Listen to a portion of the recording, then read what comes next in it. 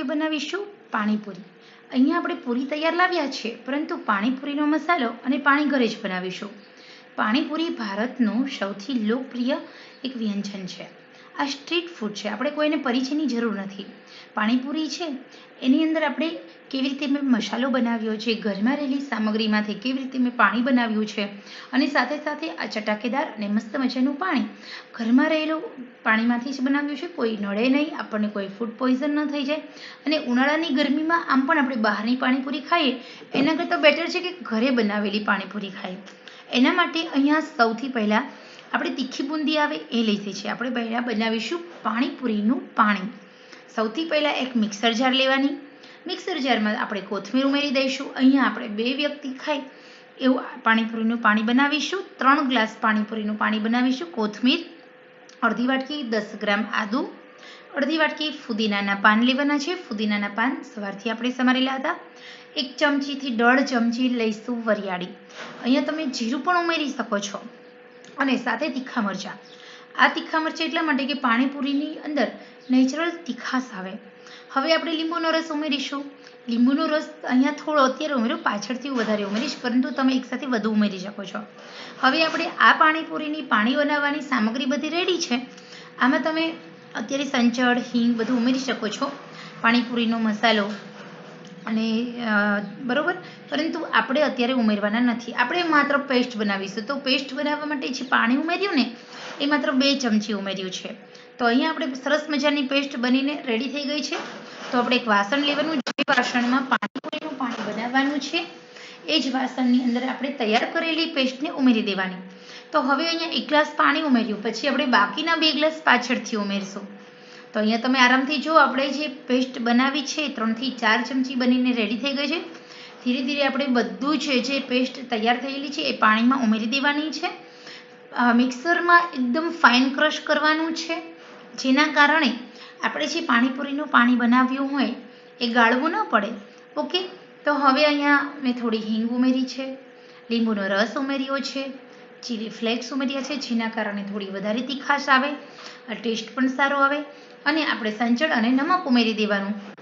આપણે આંખોના આંસુ કરતાં સહેજમથી વધારે ખરાશવાળું પાણી બનાવવાનું, એટલે એ રીતે આપણે થોડું સંચળ, થોડું નમક, અને હા, જલજીરા પાવડર આવે છે એ પણ તમે અડધી ચમચી ઉમેરો, નહીંતર તૈયાર જે પાણીપુરીનો મસાલો આવે છે, પાણીપુરીના પાણીનો મસાલો, એ તમે ઉમેરી શકો છો। તો અહીંયા આપણે એવા કોઈ મસાલા નહીં ઉમેરી તો ચાલશે, કારણ કે આપણે જે ઘરે પાણીપુરીનું પાણી બનાવ્યું એમાં આપણે જેટલી વસ્તુ લીધી છે એમાં સંચળ, નમક, આ 2 જ વસ્તુ, લીંબુ ઉમેરી દો અને બસ આટલું ઉમેર્યું, તમારું આ પાણી બહુ ટેસ્ટી બની જાય છે। વરિયાળી આપણે ઉમેરી છે એના કારણે ટેસ્ટ એકદમ મસ્ત સોફ્ટ, તમને મજા આવે એવું આવશે। તો અહીંયા આપણું પાણીપુરીનું પાણી બનીને રેડી થઈ ગયું। હવે આપણે તૈયાર કરેલા પાણીને આપણે શું કરીશું, તો આપણી પાસે આપણી તીખી બુંદી છે એને આપણે ડેકોરેટ કરીશું। થોડું ચીલી ફ્લેક્સ ઉપરથી એડ કરી અને લીંબુનો રસ એક ઉમેરી શકો છો। પાણીપુરીનું પાણી બનાવી મેં સાઈડમાં રાખી દીધું। હવે આપણે મસાલો બનાવીશું। તો મસાલો બનાવવાની રીત એકદમ મસ્ત છે। તીખો મસાલો કાઠિયાવાડી સ્ટાઇલ બનાવવો હોય ને તો અહીંયા તમે જોઈ શકો છો। આપણે 3 બટેકા લીધા, એની અંદર 1 વાટકી ચણા લીધા, થોડું નમક એડ કર્યું, હળદર એડ કરી, હળદર બહુ ઓછી લેવાની હો, માઇનોર। લાલ મરચું ઉમેરવાનું છે। અહીંયા આપણે કશ્મીરી મરચું, રેશમ પટ્ટો બંને મરચું થોડું થોડું ઉમેર્યું છે। સાથે અહીંયા આપણે એડ કરીશું થોડી અમથી હિંગ અને થોડો અમથો ગરમ મસાલો। ગરમ મસાલો ટેસ્ટ અકોર્ડિંગ એડ કરવાનો છે। અને સાથે અહીંયા આપણે સહેજ અમથી આપણી જે પાણીપુરી છે એ વધારે સ્પાઇસી બને, એટલે આદુ, લસણ અને મરચાંની પેસ્ટ, આની અંદર તમે આદુ, લસણ, મરચાંની કોથમીરની પેસ્ટ ઉમેરી શકો છો। આ ચીલી ફ્લેક્સ ઉમેરી દીધું, અને હવે આપણે આ મસાલાની સામગ્રી રેડી થઈ ગઈ છે। ઓકે, તો આટલી સામગ્રી તમે એડ કરશો ને તો તમારો મસાલો એકદમ મસ્ત ચટાકેદાર બનશે, કારણ કે અહીંયા આપણે જે આદુ, લસણ, મરચાંની પેસ્ટ લીધી છે એના કારણે બહુ સરસ ટેસ્ટી આપણી પાણીપુરી બનશે। હવે થોડી કોથમીર છે ઝીણી ઝીણી સમારી ઉમેરી દેવાની છે।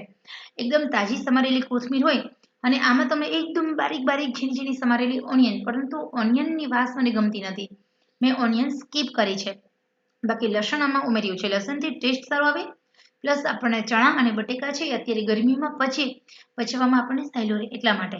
હવે આપણે મેસરની મદદથી મેશ કરીશું, પરંતુ અહીંયા આપણને મેસરની મદદથી મેશ કરવું બરોબર ફાવ્યું નહીં, એટલે હાથ મસ્ત મજાના સાફ કરી લીધા અને સરસ મજાનું દેશી જુગાડ હાથથી જ આપણે પાણીપુરીનો મસાલો સરસ રીતે સેટ કરવા લાગ્યા.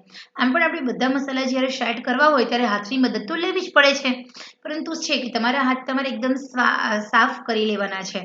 તો હવે અહીંયા એકદમ સરસ રીતે આપણો પાણીપુરીનો મસાલો બનીને રેડી થઈ ગયો છે.